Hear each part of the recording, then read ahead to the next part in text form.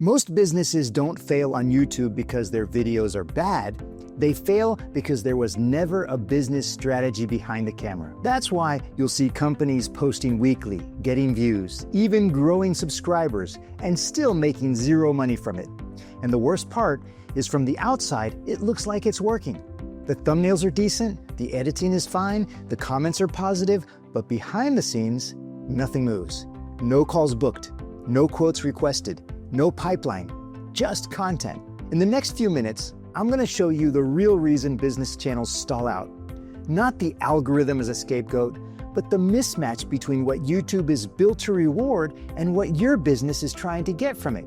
Once you see it, you'll stop wasting time chasing the wrong metrics, and you'll start designing videos that actually support revenue. YouTube has over 2.5 billion users.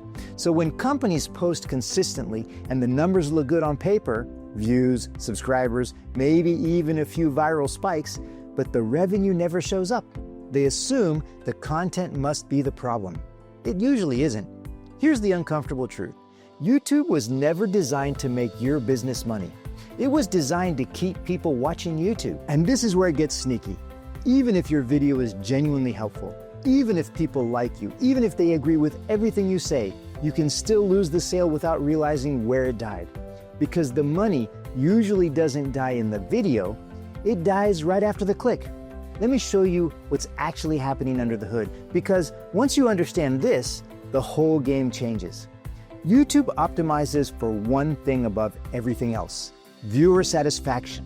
Not sales, not leads, not revenue.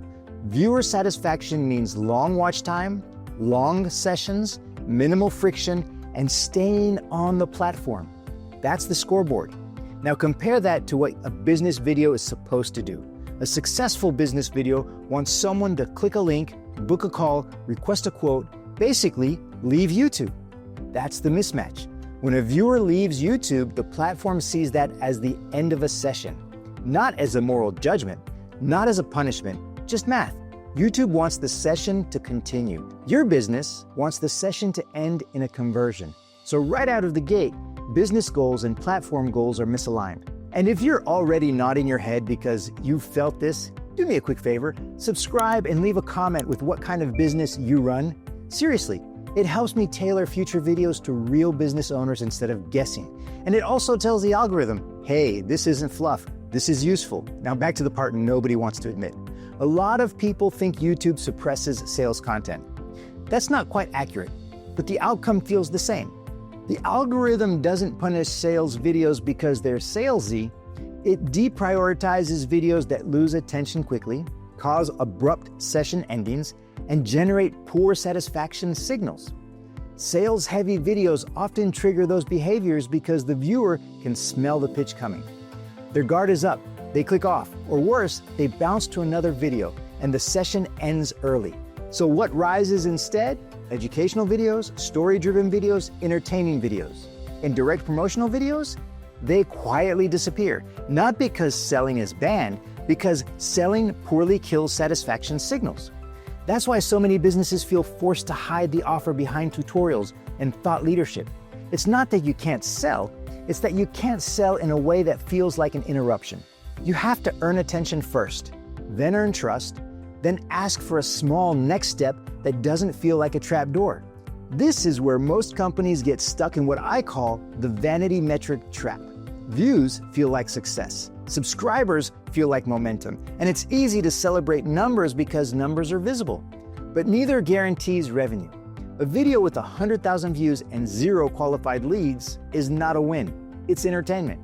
A video with 1,000 views that produces 20 qualified conversations is a win. Business YouTube is not about scale first, it's about fit.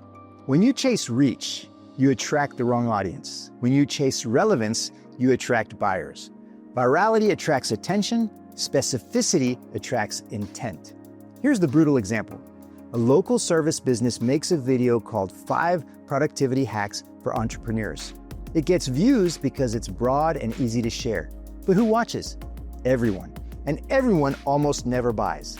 Then they make a video called What It Costs to Fix This One Problem in Your Business and how to avoid overpaying.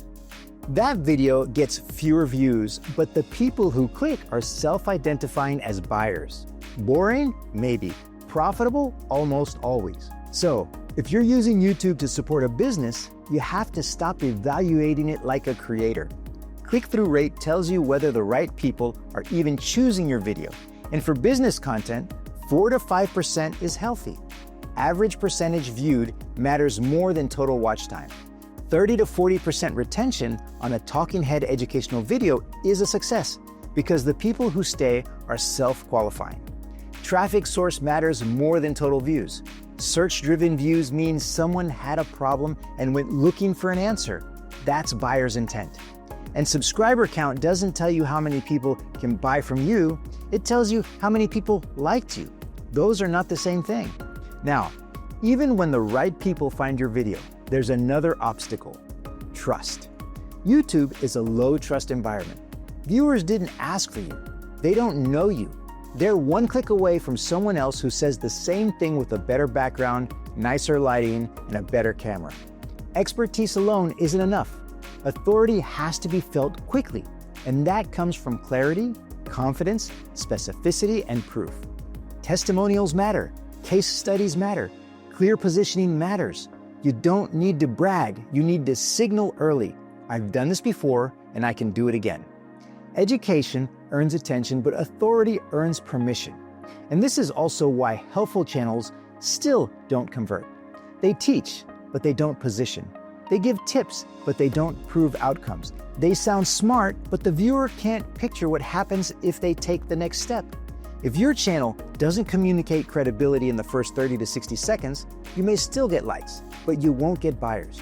Now let's say the video works. The right person watches, they trust you, and they click the link.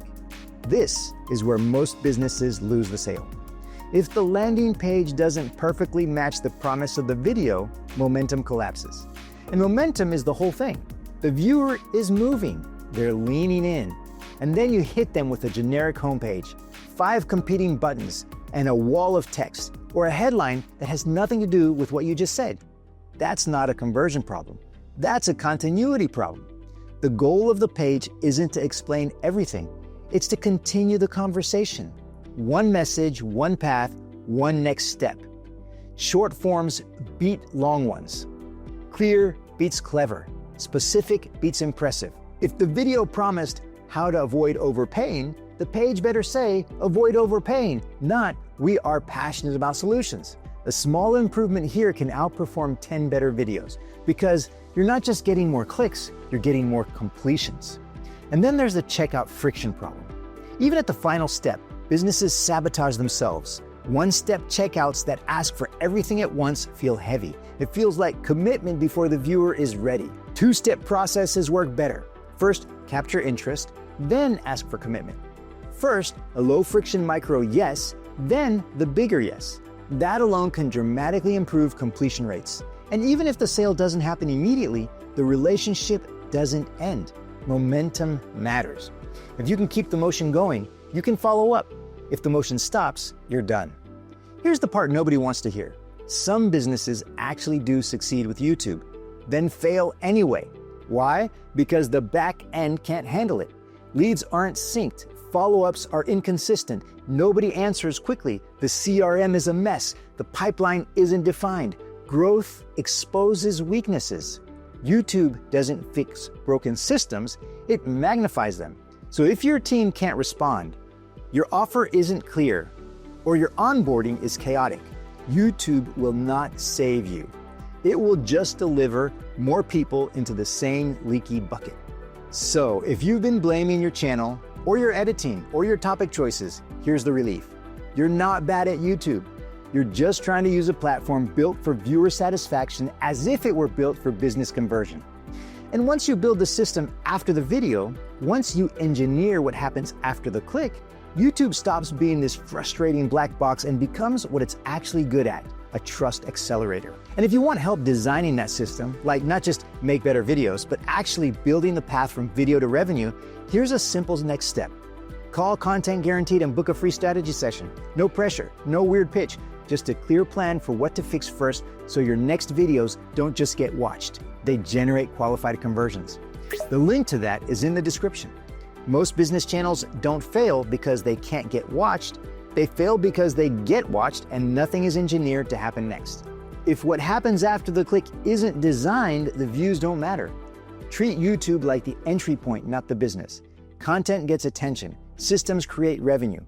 If this helped, subscribe and share it with one business owner who's posting consistently but feels like YouTube is doing nothing for them.